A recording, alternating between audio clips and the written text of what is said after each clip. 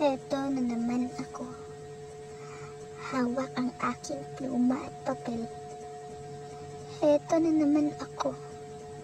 Nakalutang sa hangin ng isipan. Nag-iisip-isip ng salitang makahulugan. Ngunit hindi matanto kung anong laman. Hindi mawari kung ano ang nasa kalooban. Heto na naman ako. Nakalutang sa karimlan. Ang magulo kong isipan na punong-puno ng kalungkutan.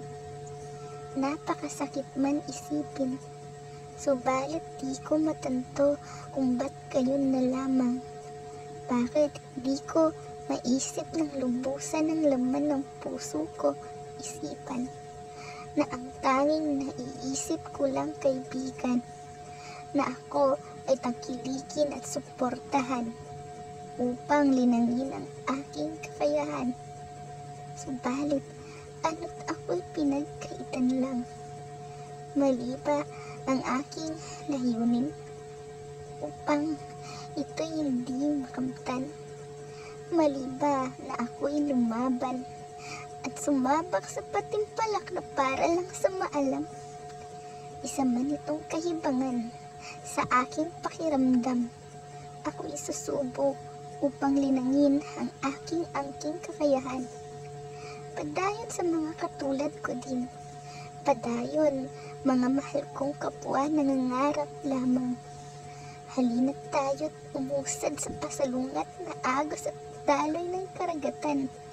Hindi ako gayon kagalingan sa estilo o paggamit ng piyesang may paksa o mataling haga. Subalit, ako'y susubok at susubok pa din. Manalo o matalo sa laban. Ito'y hindi ituturing na kabiguan o kasawian man. Ituturing ko pa din itong pinakamatamis na tagumpay ng aking laban. Halina kayo, tulad kong mandirigma. Lumaban tayo, huwag sumuko.